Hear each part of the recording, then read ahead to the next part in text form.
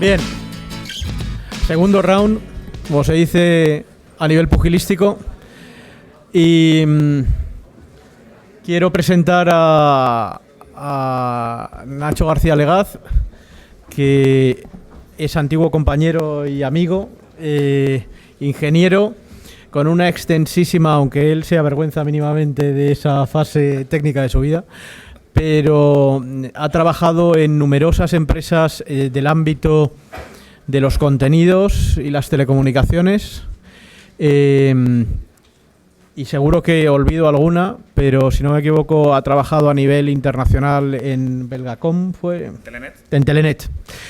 Fue compañero en ONO, que ya sabéis que ha sido absorbida por Vodafone, con lo cual ha vivido, como en mi caso en AMC, pues un retorno a una compañía en la que había trabajado previamente.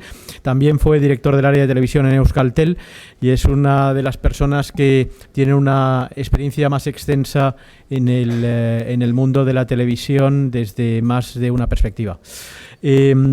Nacho ahora va a hacer una presentación de en torno a media hora, 35 minutos, donde quiere ir tocando algunos de los puntos más candentes que hay ahora mismo en el mundo de la televisión, y luego pasaremos a un formato de similares características donde le formularé pues algunos aspectos que me parezca destacado comentar una vez veamos su presentación. Muchísimas gracias, Nacho. Vale, pues voy a contaros un poco porque yo creo que ha estado muy interesante la mesa anterior y yo me he quedado con algunos de los puntos en el que parecía que iba a haber cambios en la industria, o que estaban ocurriendo cambios en la industria, pero que no están siendo muy disruptivos, ¿no? Y la verdad es que yo creo que todos los que estamos aquí llevamos como 15 años en esto, y a mí me gusta un poco esta frase de que cuando uno está en el día a día parece que no cambia nada, pero cuando miramos un poquito más atrás, de repente nos damos cuenta de que han cambiado muchas cosas, ¿no? Y esto, que es bastante más fácil verlo cuando miramos a otra gente, a otras industrias, es un ejercicio interesante, porque si vemos cambios en otros sectores, yo creo que podríamos hacer la reflexión de que a lo mejor el nuestro también está cambiando, aunque estemos tan pegados que no nos demos cuenta, ¿no? A mí me gusta un poco mirar a las empresas de Internet, cuando miramos prácticamente todos los sectores del transporte, los sectores de la hostelería, de las comunicaciones, de la banca. Es decir, muchas de estas empresas que estáis viendo ahí, vosotros seguro habéis utilizado y conocéis muchas de estas, están cambiando, están transformando a industrias tradicionales, se están poniendo en jaque, están haciendo que sus modelos de negocio cambien. Cuando miramos marcas de hace 10 años, las marcas principales que había, y comparamos con las que hay ahora, pues esto también ha cambiado. El valor de empresas como Coca-Cola ha caído un montón de puntos, o empresas de consumo ni siquiera están en ese top 10, ¿no? Con la tecnología pues ha pasado algo parecido. Nosotros somos un operador de telecomunicaciones y cuando coges un teléfono de hace 10 años y coges lo que hay ahora, pues no parece nada, ¿no? Y en el sector de los contenidos, la distribución, pues ha pasado algo muy parecido, ¿no? Hace 10 años escasos, solo un 5% era digital, y estos datos, que son bastante antiguos, dan de un 50% de distribución digital. Es decir, cuando vamos a nuestro sector, pues también ha cambiado, ¿no? Y los que estamos un poco metidos en contenidos, pero también en aspectos de telecomunicaciones, pues hemos visto que hay un montón de compañías que entran y transforman un modelo de negocio en el que está establecido durante mucho tiempo. La mensajería es un ejemplo muy claro, los WhatsApps, etcétera, pero en la parte de televisión y contenidos, pues también, ¿no? Se ha hablado aquí hoy de los Netflix, de los Hulus, etcétera. Pues digamos que todas estas compañías traen muchas cosas al mercado, traen modelos disruptivos, traen probablemente un alargamiento en la cadena de valor, traen una estructura de costes diferente, una mayor eficiencia, un mejor alineamiento con los determinados sectores o segmentos poblacionales. Es decir, hay muchísimos cambios, ¿no? Si hacemos un zoom de todo esto y lo miramos desde el punto de vista de los contenidos, pues vemos que es exactamente lo mismo, ¿no? Hace unos años estaban muy claras, definidas, o definida la cadena de valor de los contenidos, de la televisión, quiénes eran los propietarios de los derechos, quiénes se dedicaban a agregar, quiénes éramos los proveedores de contenidos, cuáles eran más o menos una serie de dispositivos de consumo, y en los últimos años hemos visto que muchos de estos agentes lo que están intentando es estirarse en esa cadena para intentar, digamos, por una parte mejorar sus economías, ambicionar más, controlar más, y algunos de estos, como son Netflix, claramente están en la cadena completa. Netflix no estaba al principio en la parte superior de la creación de contenidos, pero ya lo está y llega hasta el cliente final. O compañías como HBO, que llegan un poquito más tarde, justamente vienen de la producción y han descubierto que tienen que estar también más abajo y llegar a consumidor final, ¿no? El mercado norteamericano, el mercado nórdico, en España parece que también, etcétera, ¿no? Por tanto, han cambiado muchas cosas, pero es que también han cambiado los perfiles de los consumidores. Yo siempre pongo este mismo ejemplo. Yo tengo una niña pequeña que cuando tenía 2 años me la encontré en la televisión de mi casa haciendo así y no funcionaba, ¿no? Y esto que parece algo gracioso, pero es que es verdad. Estos nuevos segmentos, y hablamos de los millennials mucho, porque son los que tenemos ya enfrente y los que están afectando a las decisiones de compra y por tanto al negocio, pero hay generaciones que vienen después de los millennials que están en otro mundo, ¿no? O sea, consumen los contenidos de otra forma, muy diferente a como se consumen tradicionalmente, y eso plantea retos. Aquí se ha hablado un poco de si lineal o no lineal, pero ese es un punto en la discusión, pero yo creo que es mucho más complejo el conjunto de cambios que se están produciendo. No es solo uno, sino que son muchos. Es el contenido que sea lineal o no lineal es un elemento de ellos, pero el dispositivo es otro. El cómo se consume, hemos hablado del Bing Viewing, es otro elemento importante que ha afectado mucho a la ficción, pero que ya yo creo que todas las personas que estáis en esta sala seguro que en algún momento de vuestra vida habéis visto recientemente una serie de esta forma, ¿no? Y luego, yendo al consumo lineal o no lineal, yo discrepo un poco de lo que hemos hablado hoy en la mesa. Yo creo que los datos, cuando miramos los datos de algunos mercados, y estos son datos del mercado norteamericano, en determinados segmentos de edad, vemos que claramente hay una tendencia a un consumo no lineal. Nosotros mismos, cuando miramos los datos de consumo de nuestros usuarios, hay un consumo no lineal, hay un incremento de esto. Digamos, es una tendencia que es un hecho. Para mí no es una opinión.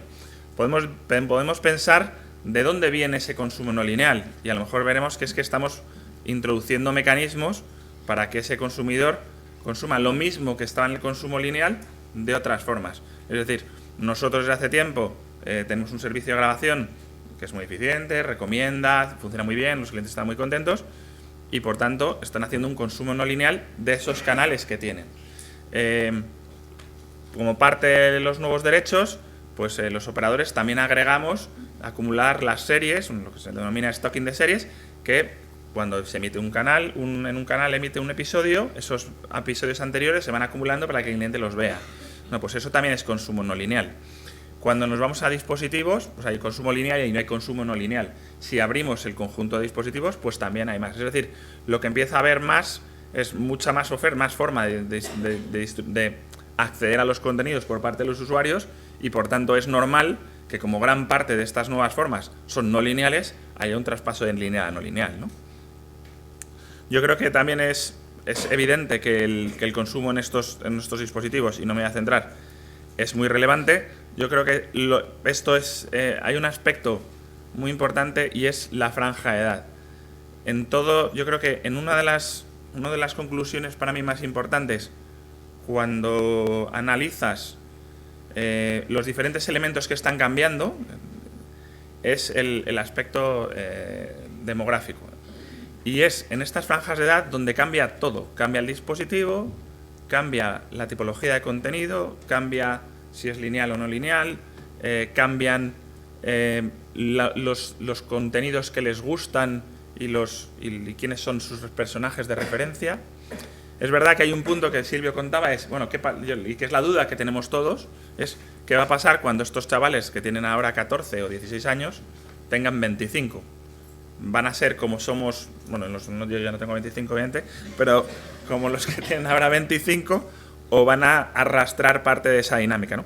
Yo creo que todavía es pronto para saberlo, pero yo creo que no será ni una cosa ni la otra, ¿no? Porque este punto es importante, es un poco lo que comentaba.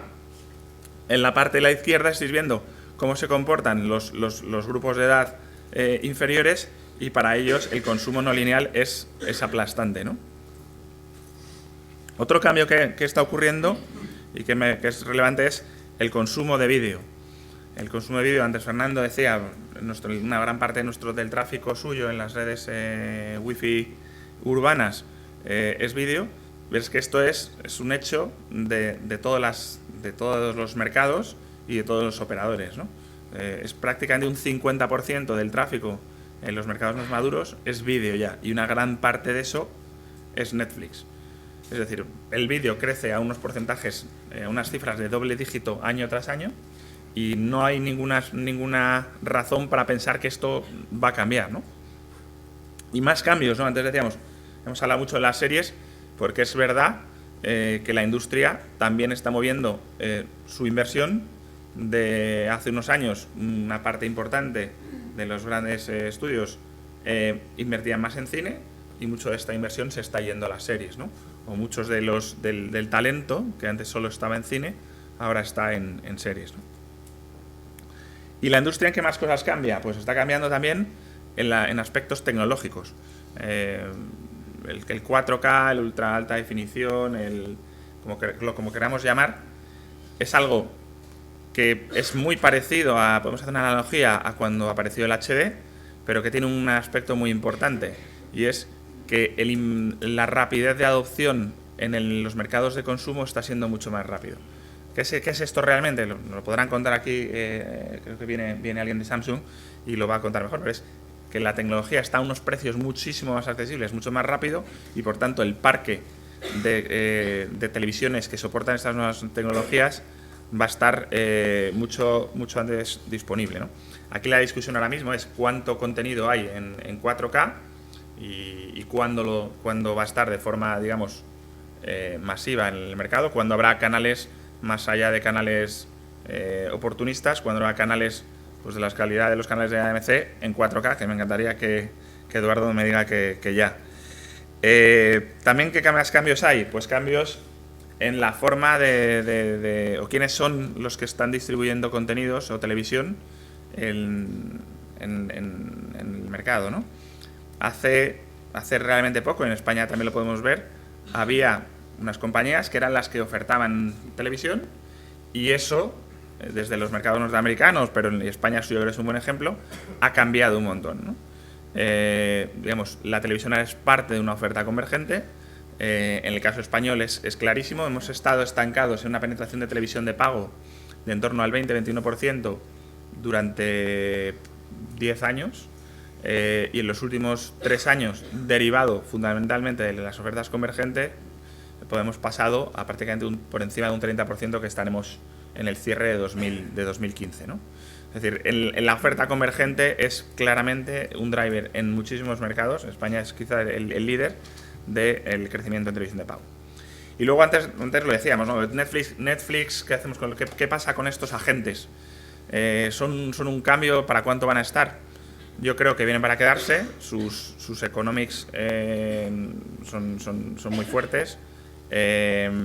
No están funcionando bien en los mercados fuera del mercado local. La rentabilidad de Netflix en Europa es negativa, y a nivel global es muy baja.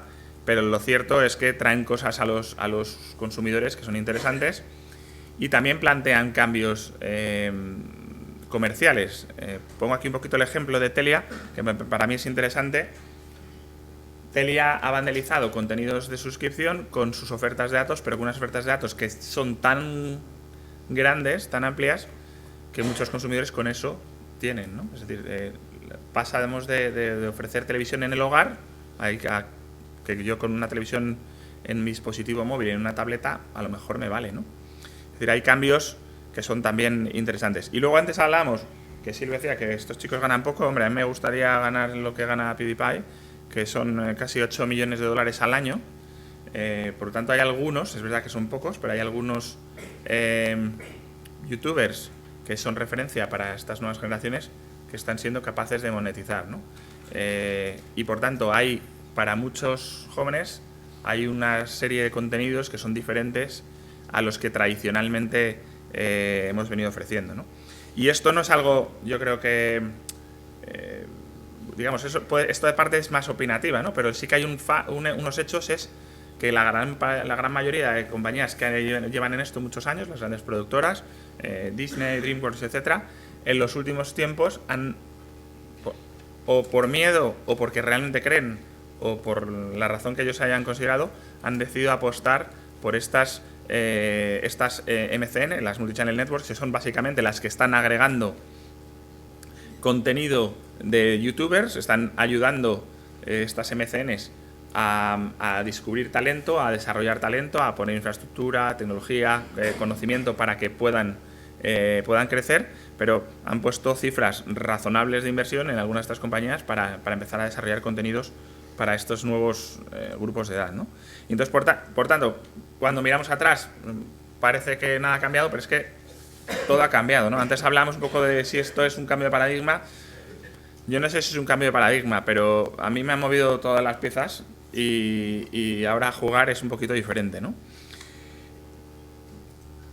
Nos ha cambiado el contenido, nos ha cambiado los patrones de consumo, han cambiado la estructura de costes, y ese es un punto importante. La tecnología, quiénes son los hitos, etcétera, cambia todo, ¿no? Y a mí me gustaría un poco, por cerrar este bloque, hacer unas predicciones de aquí al 2025, que yo ya no estaré, por lo tanto, seguro que si me equivoco no podéis decir nada, pero es cierto que hay muchas cosas que probablemente cambien, ¿no? Al ritmo que vamos de crecimiento de vídeo, de tráfico de vídeo, la gran mayoría del tráfico va a ser vídeo. Yo creo que tecnologías como 4K y su traslado en una fase inicial, en la parte de on demand, pero en una parte posterior a los canales, va a ocurrir. Yo sí que soy un poco escéptico en cuanto al rol del lineal, por lo mismo que decía antes, de que va a haber demasiados o muchas formas de consumo no lineales compitiendo por lo mismo. Habrá contenidos que siempre van a estar en directo, el deporte, las noticias, los realities, cosas que traigan mucha audiencia. Y yo creo que hay uno de los retos es qué hacen estas marcas que están en el mundo lineal, cómo mantienen su valor en un mundo de lineal no lineal. Yo creo que los canales de pago ese paso ya lo han hecho, es decir, están manteniendo su rol como marca, dando servicios en no lineal y en lineal, y también algunos de los canales en abierto han hecho sus pinitos en esto, ¿no? El tema de ventanas y derechos, yo creo que llevamos muchísimos años hablando de que los derechos tienen que ser más 360, o más que podamos tener todos los derechos que los consumidores quieran y no sean un elemento de freno a sus casos de uso. Es decir, un cliente no entiende bien por qué puede ver un contenido en su iPad en streaming, pero no se lo puede bajar al iPad para verlo sin conexión. Bueno, pues porque eso es otro derecho que hemos definido en la industria, que se vende aparte y lo tiene menganito y a ti no te lo vendo, ¿no? O por qué tenemos que esperar tanto tiempo para ver una película en un determinado soporte, porque yo quiero verla ahora mismo y si no, pues me la voy a piratear, ¿no? O sea, a lo mejor ese tipo de cosas yo creo que van a ir cambiando. Es verdad que hay muchísimos elementos de la industria que están apoyados en estas ventanas y en esta forma de funcionar, pero que tendrá que ir cambiando, ¿no? El tema de Big Data, que para mí no es tanto el concepto de Big Data, que es una palabra muy bonita, pero es más aterrizar esto en cosas tangibles, ¿no? ¿Qué es eso? Pues en el fondo yo creo que es el primer momento en la historia en la que tenemos los operadores toda la información sobre lo que están haciendo los consumidores. Podemos saber si están viendo el contenido en una televisión, si lo están viendo en directo, si lo están viendo grabado, qué están viendo, si en ese momento pasan a verlo en una tableta, si empiezan una película en un contenido y luego se van en la televisión y se van al salón, a la cama, a terminar de verla en otro dispositivo. de qué zona geográfica es este señor o esta señora, si tiene niños, cuál es su nivel de ingresos. Es decir, podemos tener un montón de información que ya digamos que los próximos años se va a estructurar de una forma más eficiente, y lo que hay que ver es a qué aplicamos esta información. Y yo creo que hay dos puntos fundamentales. Uno es a generar más valor al mercado publicitario, para mí es clara, y luego hay otra es a modificar la configuración de nuestras ofertas de televisión. Si vemos que algo no funciona o determinados contenidos son muy atractivos, como están haciendo en el caso de Netflix, que lo publicó hace unos años, para configurar nuestros contenidos, ¿no? Y me gustaría un poco entrar quizás a lo más interesante, porque yo esto que he contado ya lo habéis visto todos, pero ¿cuáles son los retos para los operadores como nosotros, ¿no? Y yo creo que tenemos 5 retos importantes. El primero es cómo facilitar el consumo de contenidos. El segundo, cómo agregar estos contenidos de una forma relevante. El tercero, que es el que me quita a mí el sueño, que es cómo hacer esto sostenible. Y luego 2 cosas importantes. En las nuevas generaciones se están alejando, desde mi punto de vista, de una forma preocupante de lo que es la televisión tradicional.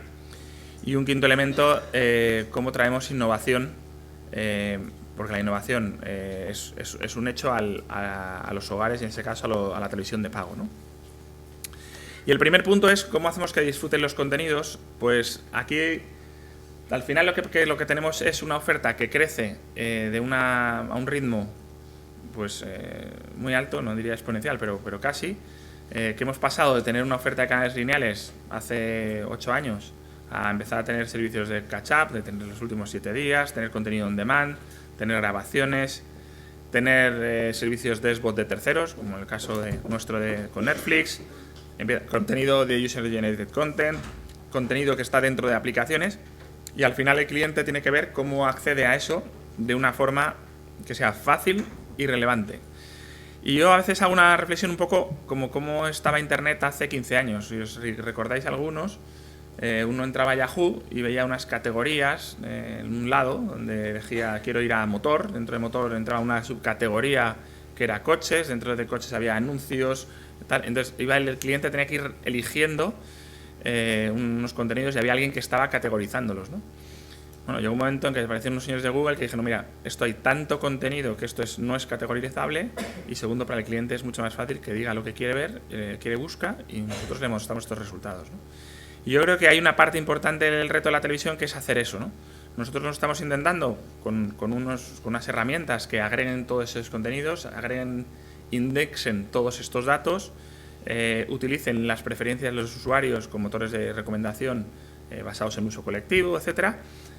Y para que cuando el cliente haga una búsqueda, este es un ejemplo que no sé, se ve muy bien, de águila roja, pues le digamos, oye, tienes águila roja aquí, aquí y aquí. En este caso lo puedes tener en Netflix y también lo tienes en televisión española y quizás lo has grabado y lo tienes en estos elementos, ¿no?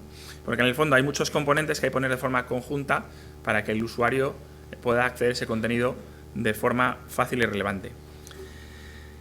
El otro reto es cómo juntar, agregar una oferta que sea relevante para los consumidores, ¿no? Y ahora antes comentábamos varios, no sé por qué no se ve bien en este ordenador las slides, pero bueno, hay, digamos, 4 grandes grupos de contenidos. Uno son las películas, las series, el fútbol infantil. Y lo que estáis viendo ahí un poco es un estudio que hicimos antes de verano sobre cómo de relevantes son los determinados contenidos para los consumidores en su proceso de decisión de televisión de pago, y cuáles son importantes y cuáles son decisivos, ¿no? Y aquí, si veis la línea roja, que es un poquito más interesante, pues prácticamente lo que viene a decir es que para un porcentaje muy importante de clientes en el que el fútbol es importante, para ellos para la mitad es decisivo. Es decir, la relación entre la línea roja y la verde lo que da una idea es de cómo de crítico es para estos usuarios este contenido para contratar televisión de pago. Y esto nos lleva un poco básicamente a cómo enfocamos esas 4 grandes líneas de contenidos, ¿no? Y hemos hablado antes un poquito de esto, ¿no? Hemos hablado antes del fútbol, esta sostenibilidad del fútbol. Ahí lo que estáis viendo es lo que ha pasado en cifras gordas con los derechos en España, con una evolución de locura, de más del 77% de incremento, que estas cifras no son definitivas porque algunos derechos, como los de la segunda división, todavía no se han comercializado, y porque hay una segunda ronda ahora de puesta en valor de los contenidos de Mediapro de los 8 partidos al resto de operadores que puede incrementar esta factura, ¿no? Esto no es algo que aplique solo al mercado español. De hecho, la Liga lo que está persiguiendo es convertirse o seguir la referencia del mercado de la Premier en Reino Unido. Pero aquí a mí me ha llegado dos reflexiones, ¿no? Una es, lo que estáis viendo ahí abajo es la Premier. Es una liga donde se han vendido los derechos por 1.700 millones de libras por temporada, pero con una pequeña diferencia, es que hay 18 millones de abonados de televisión de pago, cuando en España tenemos aproximadamente 5,5 millones, no hay cifras todavía publicadas por la CNMC, pero es una buena estimación, de los cuales 2,3 son millones de abonados de suscriptores de fútbol probablemente, ¿no? Y esas son las cifras un poco que hablaba antes, que dentro de esta sostenibilidad además hay dos problemas. Es bueno, suponiendo que esto fuera pagable, ¿quién paga todo esto, no? ¿Lo pagan cualquier suscriptor de televisión de pago, como decía antes Fernando, y le subimos a todos los usuarios 15 euros? ¿O lo pagan solo los que les gusta el fútbol y que paguen 36 euros, ¿no? Y si tienen que pagar 36 euros, ¿hay algún consumidor de fútbol que esté dispuesto a pagar 36 euros? Bueno, pues aquí es donde estamos entrando en lo que en cierto modo es una contradicción, ¿no? Es los españoles queremos el fútbol, o a mí no me gusta, pero a mucha gente sí. Todo el mundo quiere tener unos futbolistas como Messi y Ronaldo que son muy buenos y que ganan unas cantidades muy importantes, pero estos señores hay que pagarles, ¿no? ¿Y quién paga todo esto? Pues lo veremos estos próximos meses, ¿no? Luego está la sostenibilidad del mundo de las series, y me gustaría hacer una reflexión un poco con Netflix. Estas cifras son de finales de 2014, pero Netflix, con un mercado global, con casi 5 billones de facturación, con un servicio que desde mi punto de vista a nivel experiencia es muy bueno, con unas recomendaciones, una usabilidad bastante buena, con contenido exclusivo en algunos casos. Es verdad que al final es mucho contenido de librería, pero ha producido sus propios Netflix originales. Tiene un margen de un 3%. Y esto es en agregado a nivel mundial, porque las operaciones fuera de Estados Unidos son todas, hasta ahora han sido deficitarias, ¿no? Y cuando hacemos todo esto y lo llevamos al mercado español, pues yo quería aquí hacer una reflexión, ¿no? Porque tampoco parece fácil, ¿no? En España tenemos a Netflix, tenemos a Movistar Series, hace poco anunció HBO, tenemos a Wacky. Bueno, parece que además viene más gente, ¿no? Esto se ha puesto de moda. Y ahora veamos un poco de qué estamos hablando del mercado, ¿no? El mercado no sabemos cuánto va a crecer, pero podemos mirar el mercado británico, podemos mirar el mercado nórdico, pero a mí el mercado británico, después de 3 años con este tipo de servicios, me parece una buena referencia. 20% de penetración de este tipo de servicios. Me lo llevo al mercado español, no sé, 2,5, 2,8 millones de suscriptores en 2 años para este tipo de servicios. Yo creo que sería una cifra bastante razonable. Coincide además con un poco las estimaciones que Netflix suele decir de una ambición para su parte de en torno a un 10 o un 15% del mercado de banda ancha disponible en cada país. Pero si cogemos 2,8 millones de suscriptores, lo multiplicamos por 12 meses, estos son números gordos para hacer un poco la reflexión, y pensamos que el precio promedio sin IVA son 7,5, estamos hablando de un mercado de 250 millones, ¿no? Y la reflexión que hay que hacer es, oye, ¿y cuánto cuesta los contenidos para uno de estos servicios en un mercado local, ¿no? Bueno, aquí nadie ha publicado ninguna cifra. Habrá gente que se gaste 30, habrá gente que se gaste 70, habrá gente que se gaste 90. Pero yo diría que para tener un servicio bueno te vas a tener que gastar en torno a 70 millones al año si quieres tener contenidos buenos, quieres gastarte un 15% de ese dinero en marketing al año, si quieres tener unas infraestructuras buenas, un servicio de calidad, etcétera. Entonces, si entramos en cifras de este tipo y hay 250, pues si dividimos, aquí no hay un hueco para mucho, ¿no? Entonces, lo que yo creo que va a pasar es, en los próximos va a venir mucha gente, va a haber muchos servicios y veremos cuántos de estos sobreviven, ¿no?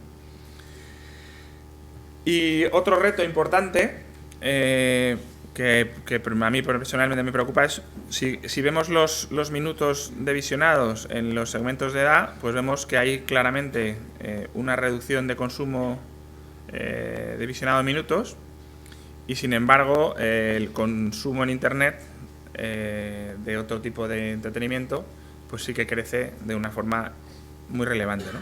O sea, yo creo que se nos están yendo estos jóvenes, se nos están yendo de la tele. Y aquí pues hay muchos ejercicios que se han hecho o que se pueden hacer o que podemos pensar, pero yo creo que hay, digamos, 4 opciones, ¿no? Es que se ve mal, perdonadme por las fonts, pero hay 4 opciones, ¿no? Una es, quizás lo que está intentando en algunos operadores en el mercado norteamericano es, voy a ver si agrego contenido de estas de las multichannel networks, las creo en un paquete muy dirigido a estos grupos de edad, a los millennials, y como es el caso de Go90 de Verizon o el caso de Comcast de Watchable, que pongo contenido y espero que estos clientes sigan conmigo porque tengo un contenido atractivo, ¿no? Eso en la parte más on demand. Hay algunos canales, como es el caso de QU, que es lo mismo, es contenido de millennials, mucho de estas multichannel networks llevado a lineal, o el canal que sale ahora en febrero de Viceland, que va un poco en esa línea, ¿no? Luego hay otro ejercicio que no es tanto llevar el contenido en sí mismo, sino es intentar asociar tu marca a una percepción digamos más atractiva para estos grupos de edad. Es algo que nosotros hemos hecho experimentalmente con el caso de Vodafone You, que nos ha funcionado muy bien en la parte móvil, y es crear contenido que es para estos grupos de edad, se asocia a la marca y en un determinado momento lo puedes poner en otros soportes. Nosotros estamos en algunos estamos llevando contenido a bajo demanda de Vodafone You, pero también está dentro de alguno de los canales lineales contenido patrocinado de Vodafone You. Hay otro planteamiento y que es bueno, adaptemos no solo los contenidos, pero sí la oferta, o bien a nivel de pricing, oferta comercial, o bien a nivel de crear nuevos paquetes, nuevas estructuras para estos grupos de edad. No se me ocurre crear un paquete, en vez de tener, como tenemos tradicionalmente, un paquete de deportes, un paquete de cine infantil, pues crear un paquete de contenidos para estos segmentos, ¿no? Y luego hay una cuarta que no está aquí, y es esperar que estos chavales crezcan y esperar que se comporten como el resto de los usuarios, ¿no? Y luego, finalmente, el reto de llevar la innovación.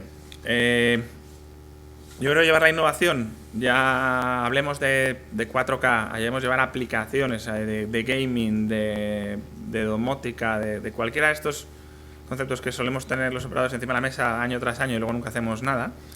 Tiene varios retos, ¿no? Tiene un reto que impacta, digamos, nos impacta la oferta comercial.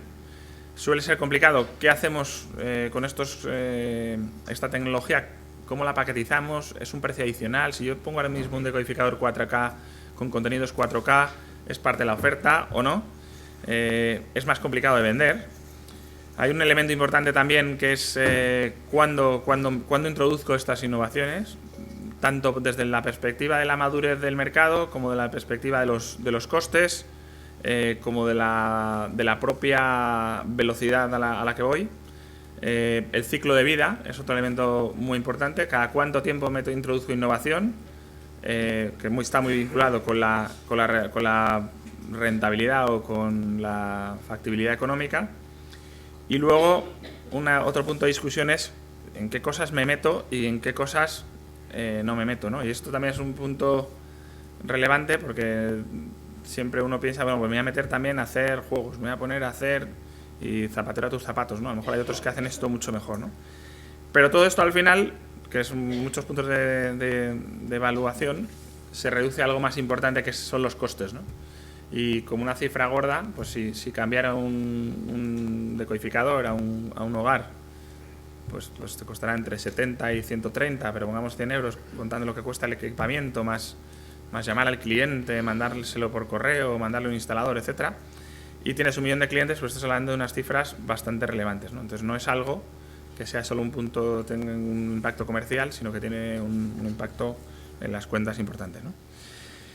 Y ya por terminar, un poco quería un poco contar cómo vemos nosotros esto o hacia dónde planteamos la visión de Vodafone, ¿no?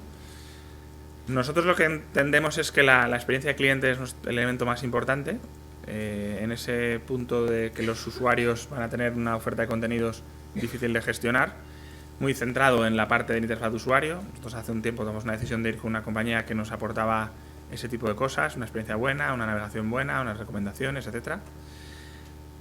Tenemos ambición de integrar las mejores marcas y los contenidos independientemente de dónde vengan y quiénes sean. No es relevante si son players OTT y si en algún caso compiten con nuestro cliente final. Vamos a poner por encima al usuario y que esto esté de una forma integrada. Para nosotros es muy importante que la experiencia sea buena a nivel de experiencia de consumo, de vídeo, etcétera. Y luego hay dos aspectos importantes que también creemos que son relevantes. Uno es que esto es un negocio de escala, es complicado y sobre todo pues con una competencia tan fuerte como la que tenemos delante, pero tenemos el tamaño suficiente para hacer este tipo de acuerdos y competir en el mercado nacional y en el mercado en los diferentes mercados donde estamos, con un planteamiento de agilidad. Y aquí sí que creemos que el ser capaz de introducir cambios en los productos de una forma rápida va a ser un elemento importante en la competitividad, ¿no? Todo esto basado en que tenemos activos de red muy buenos, etcétera, ¿no? Pero, ¿y qué hemos hecho, no? Pues intentando traducir esa estrategia un poco a una visión de los últimos 6 meses, pues lo que hemos hecho es intentar expandir nuestra huella. En el mes de julio lanzamos nuestro servicio en las redes FFTH. En el mes de agosto lanzamos la oferta de fútbol más completa con toda la Liga y la Champions a unos precios muy agresivos de 6 euros. En el mes de septiembre lanzamos un catch-up de 7 días. En el mes de octubre lanzamos Netflix. En el mes de noviembre hemos cambiado nuestras aplicaciones para el mundo on the go. Y en el mes de diciembre compramos los derechos para el sector Horeca, ¿no? No puedo contaros mucho qué vamos a hacer en los próximos meses porque está aquí Nacho, que es mi competencia, y nos tenemos que dar un poco de emoción. Pero bueno, haremos algo muy pronto. Muy pronto. ¿Qué traducimos esto? Pues yo creo, por quedaros con 4 líneas importantes. Justo con el cierre de año hemos cerrado en 1 millón de clientes. Para nosotros es un hito importante. Es más de un 20% de crecimiento en el último año. Un componente muy importante es nuestro crecimiento en marca, en reconocimiento de marca, acercándonos mucho a Movistar. Y finalmente, un elemento que para nosotros es el más determinante, no solo a nivel estratégico, sino también a nivel operativo. Todo el equipo de Vodafone, todo el equipo directivo tiene un componente importantísimo de su variable y de su sueldo en este indicador, que es el NPS, el Net Promoting Score, que es básicamente es una respuesta a los clientes de si recomendarías este producto a tus amigos y familiares. Y esta cifra, en el caso de la televisión, es el más alto de todos los productos de Vodafone. Y por tanto eso luego se traduce en satisfacción, en creación de marca, en reducción de churn y al final en pasta, ¿no? ¿Qué vamos a hacer en 2016? Pues no voy a ser muy concreto, pero sí, yo creo que es la misma línea de lo que os decía antes, ¿no? Vamos a incrementar reach, que esto qué significa, pues vamos a llegar a más redes. Ahora mismo hemos estado muy limitados a las redes propias de fibra de Vodafone y también los acuerdos de compartición de redes con otros operadores, pero no hemos estado en el mercado de ASL. Dentro de muy poquito lanzaremos nuestro servicio sobre ASL. Vamos a seguir muy centrados en el Customer Experience. Durante este año habrá cambios muy relevantes en este aspecto. La parte de innovación yo creo que va a ser otro elemento importante y lo veremos muy pronto. Y más contenidos, que también aspiramos a tener los mejores contenidos este año, ¿no? Y me da un poco de rabia no poder desvelar mucho más porque el Mobile World Congress está dentro de muy poquito y allí comunicaremos algunas cosas interesantes. Así que os invito a que vayáis. Muchas gracias.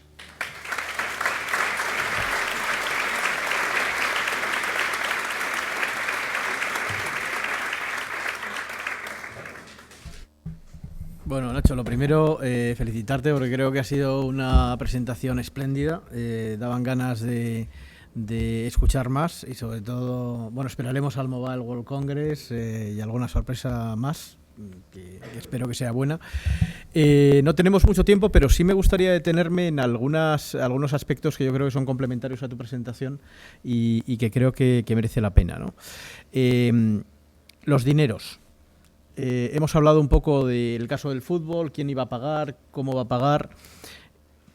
¿Qué crees que está ocurriendo? ¿Crees que en general en todos los contenidos se está produciendo un efecto inflación y crees que todo el esfuerzo inversor que eso implica, tanto para las compañías que distribuyen, como las que agregan, como el propio consumidor, es sostenible a largo plazo? Es decir, al final lo que estamos viendo es que hay nuevos operadores que pujan por derechos y cada vez hay una tendencia a incrementar sustancialmente los precios. Es una realidad.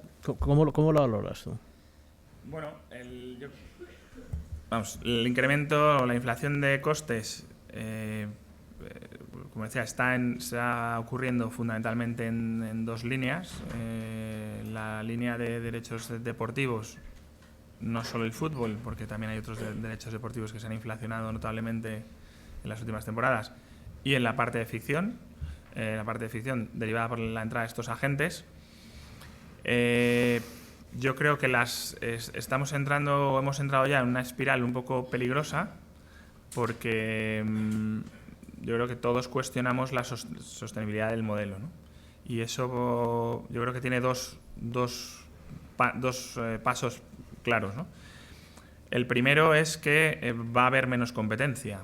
Es decir, esto es un negocio en el que muy poquitos van a poder competir, porque hay que tener un músculo para sostenerlo, y por tanto se va a reducir la competencia y habrá que trasladar esos costes a los consumidores, porque como toda compañía no estamos aquí para perder dinero. Y entonces vamos al siguiente punto, es hasta dónde llega la elasticidad de los consumidores con respecto a todo esto. Y yo creo que tenemos que ir a ese camino para que explote en determinado momento la burbuja, ¿no? Porque decía, si compañías como Netflix empiezan a adquirir contenidos pero no son rentables, llegará un momento en que tendrán que hacer algo, o van a un modelo publicitario o van a un modelo de incremento de precio, ¿no? Es decir, todo eso al final hay que trasladarlo a los usuarios, y los usuarios en determinado momento decidirán, y cuando se alcance ese punto las compañías tendremos que decidir si seguimos comprando esos precios o no, ¿no? Oye, y un segundo tema que no hemos tratado hasta el momento en la jornada, y me interesa porque has hablado mucho de innovación, ¿no? Y dentro de la innovación, aparte de la innovación en la experiencia usuario que puedes tener dentro del propio entorno televisivo, cada vez hay datos más significativos respecto al uso de segundas y terceras pantallas, no solo como consumo audiovisual, sino como complementario o añadido al propio consumo de televisión lineal e incluso no lineal, lo cual ya configura un escenario mucho más complejo, ¿no? ¿Qué previsiones, siendo una compañía de telecomunicaciones que tiene movilidad, que tiene fibra, etcétera, etcétera, y que por lo tanto comparte una realidad de muchas pantallas, es un aspecto que a Vodafone le preocupa? ¿Tiene política, va a tener una política en ese entorno? Yo creo que la oferta, digamos, de multipantalla es clara, la apuesta nuestra va por ahí. Decía antes, hemos introducido unas nuevas versiones de servicios ahora en noviembre, y la apuesta es clara, y que yo creo que cada vez vamos a ver más ofertas que puedan ser solo de móvil con televisión o de móvil y fijo. Es decir, que todos los usuarios puedan ver sus contenidos en sus dispositivos. Yo creo que eso es parte del core de operadores como nosotros.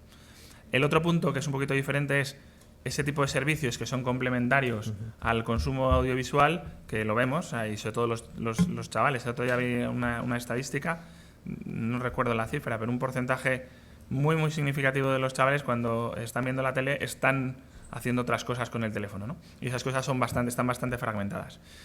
Ahí yo creo que donde todavía hay mucho por hacer, donde yo no nos veo a nosotros involucrándonos, porque está muy fragmentado y porque nuestro core ya tenemos, digamos, suficientes elementos complejos para entrar ahí. Pero yo creo que sí que hay por ahí mucho de...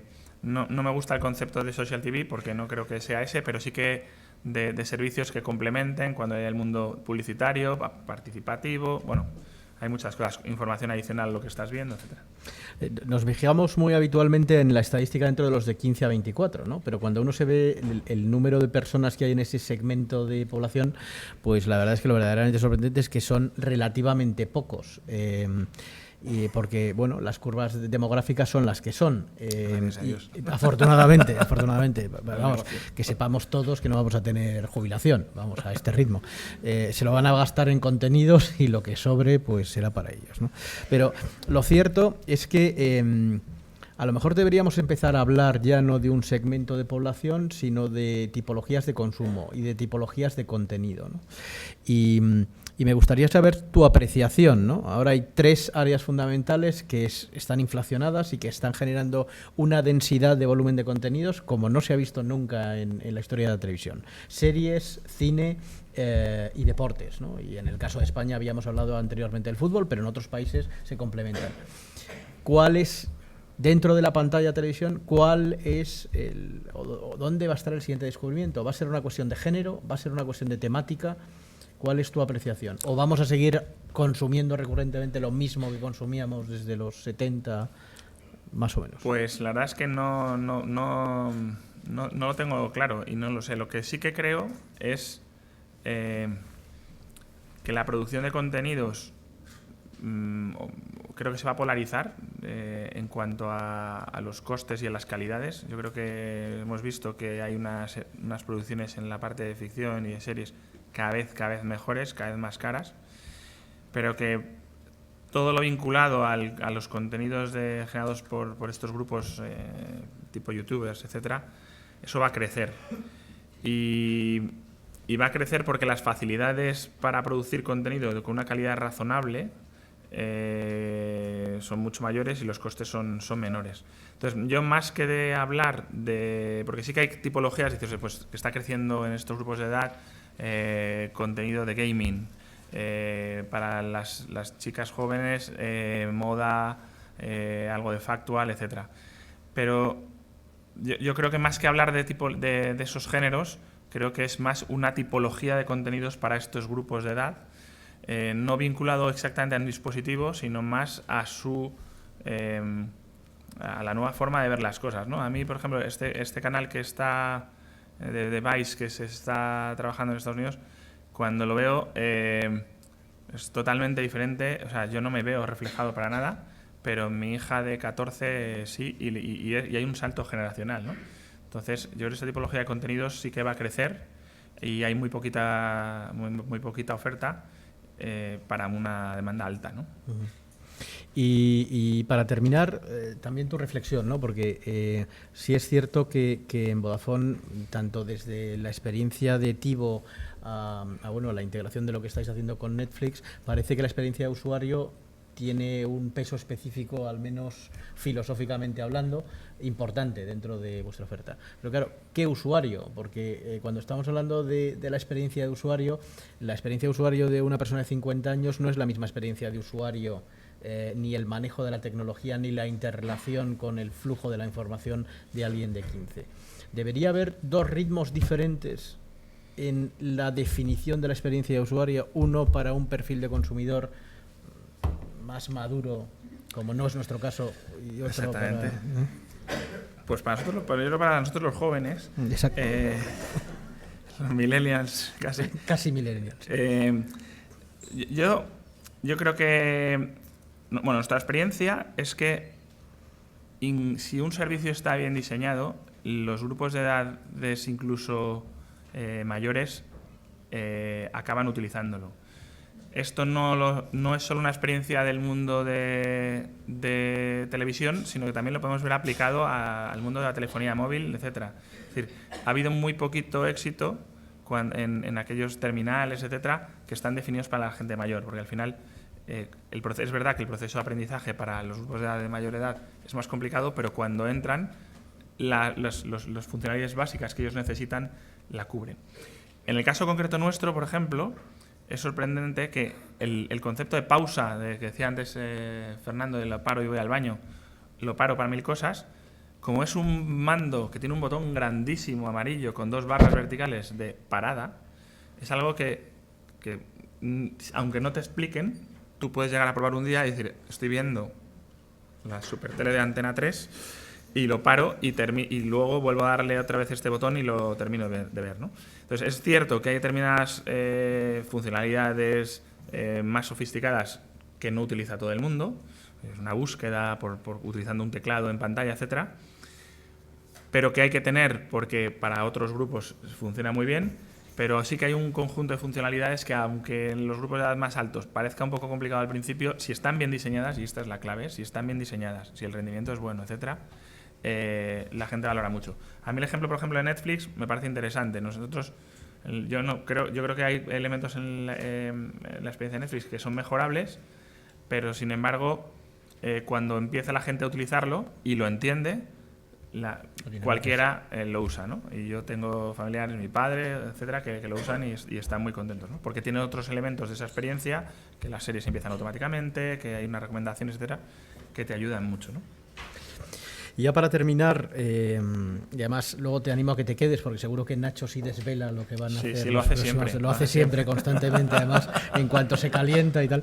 Pero sí me gustaría preguntarte sobre qué otras cosas pueden llegar a pasar en la pantalla, ¿no? El mundo de los videojuegos, ¿no? La interactividad del contenido elevada a su máxima expresión, ¿no? ¿Qué crees que la experiencia de la televisión cambiará? Lo digo porque, bueno, hemos oído que hay distintas percepciones sobre el tema de lo lineal y eso nos lleva al concepto de curated, ¿no? O sea, va a ser necesario...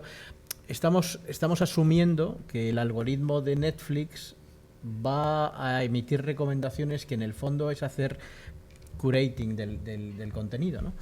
La diferencia está basada solo en mis propias experiencias. Y mis experiencias pueden haber sido durante una semana consumir sushi, pero eso no significa que quiera consumir sushi permanentemente. De hecho, deja poca capacidad de sorpresa o de descubrimiento en el entorno de los contenidos, ¿no? Entonces, mi pregunta va en esos dos sentidos, ¿no? ¿Habrá nuevas experiencias en el mundo de la pantalla de televisión que lucharán con el contenido audiovisual convencional? Y dos, el curating, ¿dejarán de efectuarlo los programadores, los productores y será sustituido por una mecánica completamente artificial?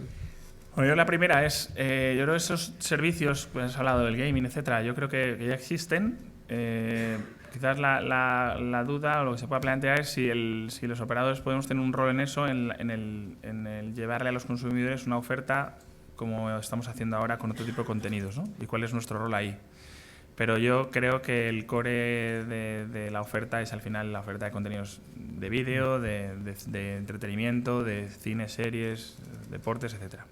Yendo un poco más a tu segunda pregunta, yo creo que no va a haber, o sea, el peso de los motores y de los sistemas automatizados yo creo que va a ser cada vez mayor y nosotros experimentamos que funcionan.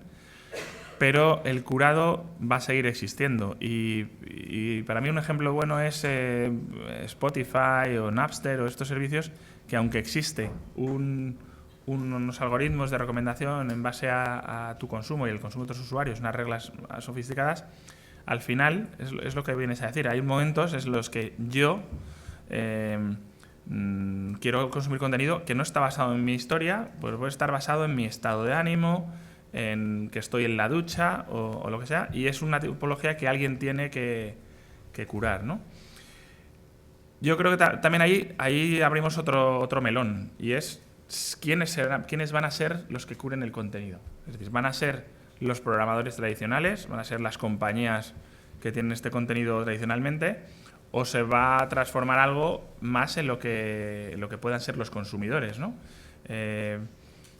No sé, en otros sectores, no sé, TripAdvisor, pues al final son los propios usuarios los que van, en cierto modo, curando los sitios que visitar, los restaurantes que hacer, etcétera, ¿no? Entonces yo creo que va a haber una mezcla, diría, de contenido recomendado, automatizado, reglas, etcétera, contenido curado por los propios proveedores de contenidos que tienen también un interés comercial o de promoción, porque al final si no eres capaz de empujar tu marca o de empujar tus series, pues no vas a poder poner la siguiente. Y luego otro que sea más social, que sean los usuarios los que vayan empujando determinados contenidos. Muy bien, ya la última cosa, y después haremos una pausa de 10 minutos solo para continuar con el otro Nacho. Audiencias, información, data, big data, ¿no? O sea, una de las cuestiones es, todo el mundo habla de las audiencias, pero vosotros tenéis vuestro sistema de audiometría, otras plataformas tienen su sistema de audiometría, cambian las maneras de consumo, y en muchos casos muchos de los actores, no digo vosotros indudablemente, van a ciegas sobre lo que está ocurriendo. Se dice, se comenta, se habla. ¿Qué crees que tiene que pasar con el mundo de la audiometría? Hoy por hoy tenemos un sistema bueno, malo, regular, pero que es transparente y conocido para todos los actores, las agencias, las centrales de publicidad, los productores de contenido, los agregadores. ¿Qué crees que va a pasar en todo esto? Bueno, nosotros estamos fuera de ese sistema, o sea, no de ese sistema, pues estamos medidos obviamente, pero estamos fuera un poco del valor de todo el negocio publicitario prácticamente, ¿no? Y por tanto, si los que viven de esto están contentos con el sistema, pues fenomenal, ¿no? Y parece que lo están. Yo lo cuestiono al menos un poquito, o un poquito más. O mucho, puedes decir. Y diría que tiene unas carencias muy importantes desde aspectos metodológicos, de tamaño de muestra, a adaptación a las nuevas tipologías de consumo, ¿no? Entonces, yo creo que sería bueno, incluso por higiene de los propios consumidores y la inversión publicitaria, porque nosotros también somos inversores y de los más grandes en España en publicidad en grandes medios, en televisión, etcétera, que esto se hiciera bien. En el segundo punto creemos, y ahí estoy convencido, que con la información que los operadores tenemos y que somos capaces, o que seremos, estamos trabajando en ello, capaces de agregar, el valor de esa publicidad puede ser muchísimo mayor. Ya hay algunos experimentos y experiencias en otros mercados, dando publicidad dirigida de medicamentos para ancianos justamente a los señores mayores, que son con potenciales consumidores de eso, que no escala, es un negocio que no puedes comunicarlo de forma global. Es decir, la publicidad dirigida y segmentada para mí tiene un valor importante. Pero aquí donde nos estamos encontrando es siempre la misma discusión. Es decir, si yo como operador puedo aportar valor a ese nuevo mercado publicitario, pues ¿qué hay de mí? ¿Qué hay de lo mío? ¿No? Y pues en estas discusiones al final siempre es que no hay nada, pues sigues con tu sistema de medición de audiencias y ya está, ¿no? Y ahí es donde estamos en un círculo, diría, no virtuoso, precisamente. Muy bien, pues Nacho, mil gracias, ha sido un verdadero privilegio. Esperemos contar contigo en muchas más sesiones y nada más. Muchas gracias.